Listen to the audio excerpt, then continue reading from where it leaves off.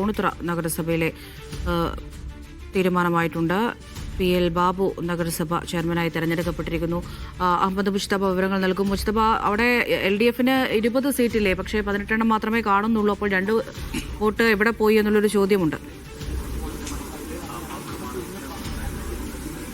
അമൃത സൂചിപ്പിച്ചതുപോലെ ആദ്യഘട്ടത്തിൽ 20 വോട്ട് LDFന് ലഭിച്ചിരുന്നു, 21 NDAക്കും ലഭിച്ചിരുന്നു. പക്ഷേ രണ്ടാം റൗണ്ടിൽ വന്നപ്പോഴാണ് 2 വോട്ടുകൾ അസാധുവായി എന്നുള്ളതാണ് റിട്ടേണിംഗ് ഓഫീസർ വരണാധികാരിയായിട്ടുള്ള ആൾ പ്രഖ്യാപിച്ചിരിക്കുന്നത്. ഇനി NDA സംബന്ധിച്ച് ചരിത്രത്തിൽ ആദ്യമായി തൃപ്പൂണിത്തുറ നഗരസഭയുടെ ഭരണം ലഭിച്ചിരിക്കുകയാണ്. 53 സീറ്റിൽ 21 NDA നേടിയിരിക്കുന്നു. 20 വോട്ടാണ് LDFക്ക് ലഭിക്കേണ്ടിയിരുന്നത്. അതിൽ 18 ലഭിച്ചിരിക്കുന്നു. ഇപ്പോൾ സത്യപ്രതിജ്ഞയിലേക്ക് കടക്കുകയാണ്. തൃപ്പൂണിത്തുറ നഗരസഭയിൽ സത്യപ്രതിജ്ഞ ചടങ്ങ് നടക്കുകയാണ്.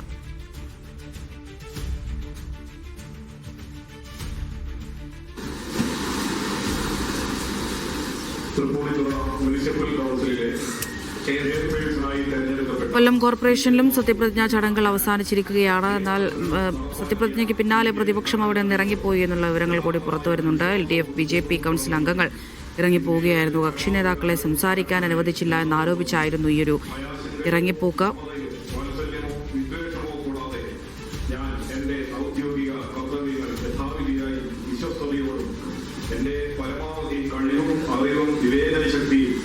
ഉപയോഗിച്ചുകൊണ്ട് നിർവഹിക്കുമെന്ന് ഈശ്വരനാമത്തിൽ സത്യപ്രതിജ്ഞ ചെയ്യുന്നു.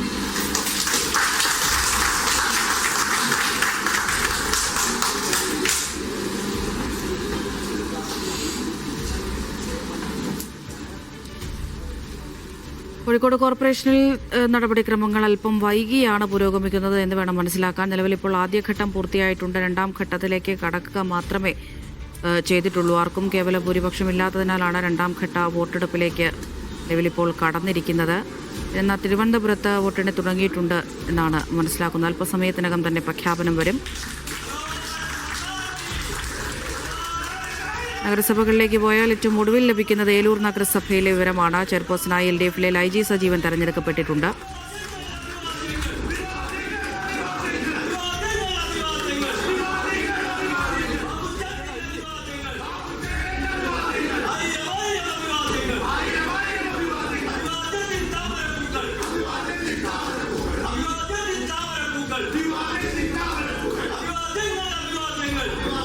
കണ്ണൂർ, കൊച്ചി, തൃശൂർ,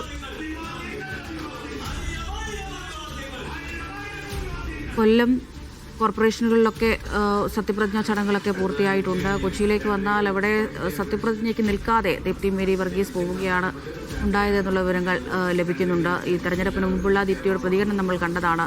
പരിഭവത്തെ പരാതിയായി കാണരുത്, അങ്ങനെ വ്യാഖ്യാനിക്കരുത് എന്നൊക്കെയായിരുന്നു ദീപ്തിയുടെ പ്രതികരണം. എന്നാൽ സത്യപ്രതിജ്ഞാ ചടങ്ങിൽ ദീപ്തി മേരി വർഗീസ് പങ്കെടുത്തില്ല എന്നുള്ള വിവരങ്ങളാണ് കൊച്ചിയിൽ നിന്ന് വരുന്നത്.